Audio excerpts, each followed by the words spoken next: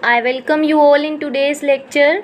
आज हम डिस्कस करने वाले हैं कॉल्स इन एरियर और कॉल्स इन एडवांस क्या होता है और इनकी अकाउंटिंग कैसे की जाती है, क्या जर्नल एंट्रीज पास की जाती हैं कंपनी की बुक्स में। आज हम ये सब डिस्कस करेंगे। पहले डिस्कस करते हैं कॉल्स इन एरियर क्या होता है।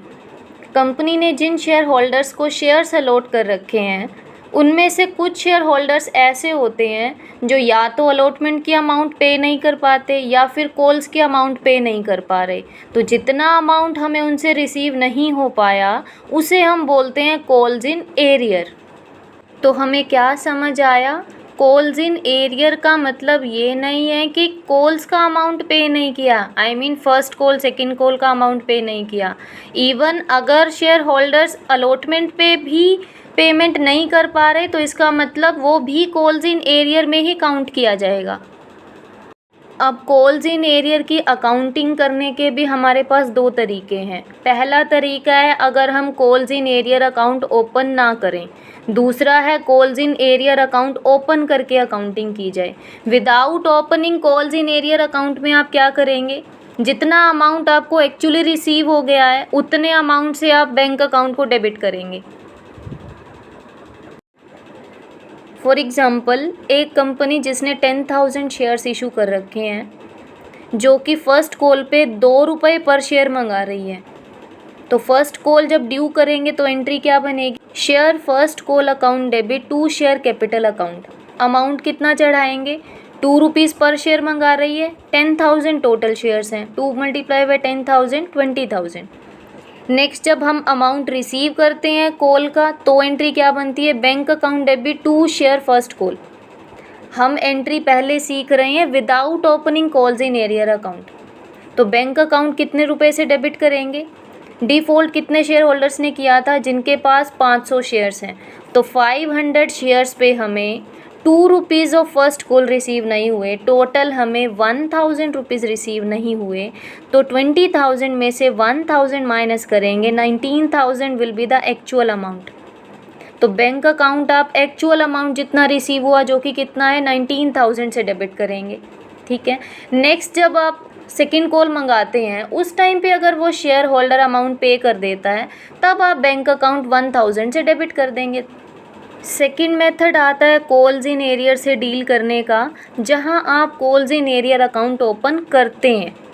सबसे पहले आप ड्यू की एंट्री बनाएंगे, same entry will be there, share first call account debit to share capital account 10,000 multiply by 2 20,000।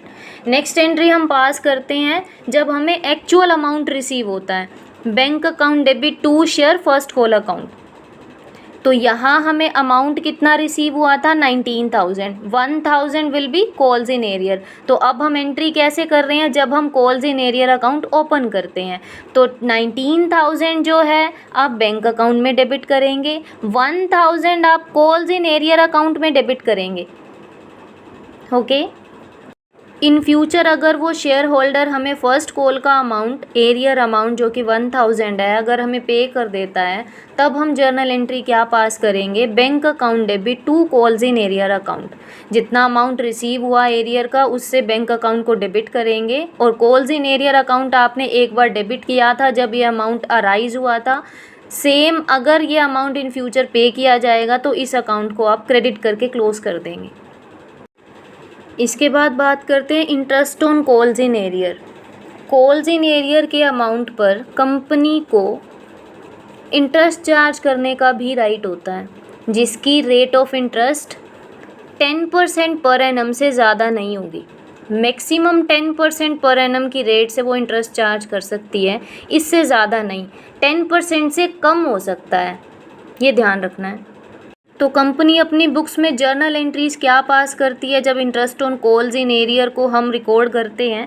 First entry है जब interest on calls in arrear को ड्यू किया जाएगा, sundry members account debit to interest on calls in arrear account.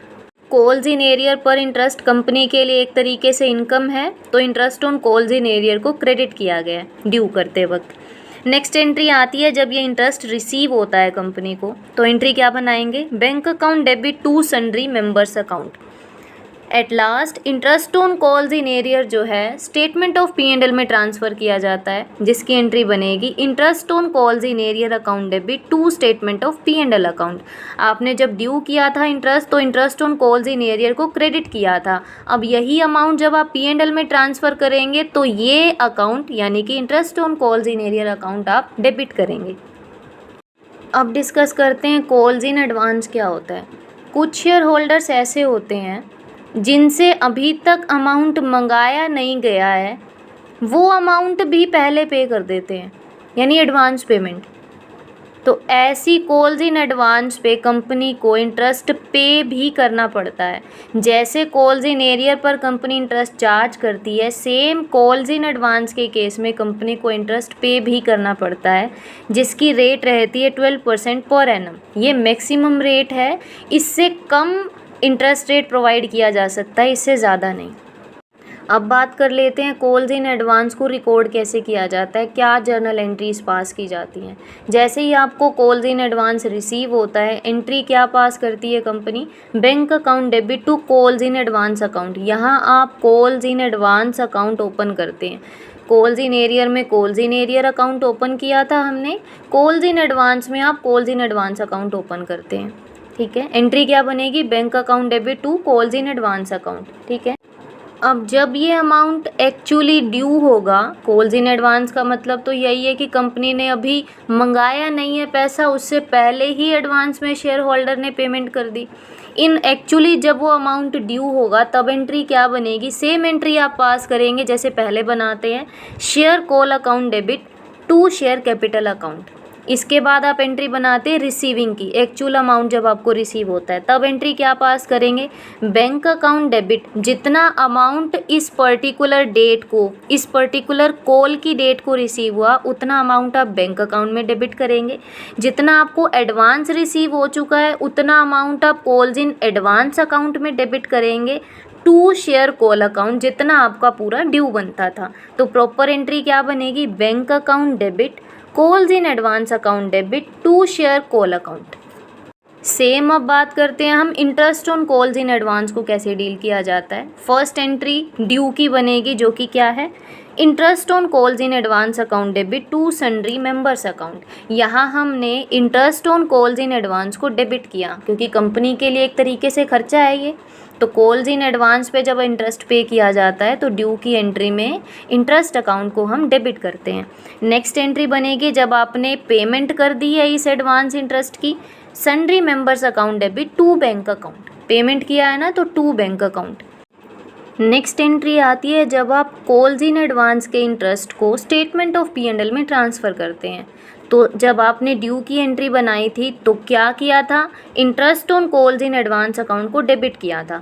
अब आप इसी amount को जब स्टेटमेंट ऑफ P&L में ट्रांसफ़र करेंगे तो इंटरेस्ट अकाउंट को आप क्रेडिट करेंगे, स्टेटमेंट ऑफ P&L को डेबिट करेंगे। तो प्रॉपर एंट्री क्या बनेगी, statement of P&L debit to interest on calls in advance account. दूसरी चीज़, interest on calls in advance company के लिए चार्ज अगेंस्ट प्रॉफिट्स होता है, यानी कि कंपनी के पास अगर कभी प्रॉफिट्स नहीं भी हैं तो भी कंपनी को कंपल्सरीली ये अमाउंट पे करना पड़ेगा। यानी कि ये इंटरेस्ट का अमाउंट, ये कॉल्स इन एडवांस पे इंटरेस्ट का अमाउंट कंपनी के लिए एक तरीके से भार क्रिएट कर रहा है। वहीं दूसरी तरफ interest on calls in arrear, अगर डायरेक्टर्स चाहें या तो उसका कुछ हिस्सा या फिर पूरा का पूरा इंटरेस्ट चाहें तो माफ़ कर सकते हैं। यानी कि डायरेक्टर्स की इच्छा पे निर्भर करता है कि वो चाहें तो पूरा इंटरेस्ट भी माफ़ कर सकते हैं या फिर इन पार्ट यानी कुछ प्रोपोर्शन उसका माफ़ किया जा सकता है। लेकिन कॉल्स इन एडवांस के केस में कंपनी के पास चॉइस नहीं है, उसको पूरा अमाउंट पे करना ही करना पड़ेगा। तो आज का डिस्कशन हम यहीं ओवर करते हैं। Thank you so much all of you.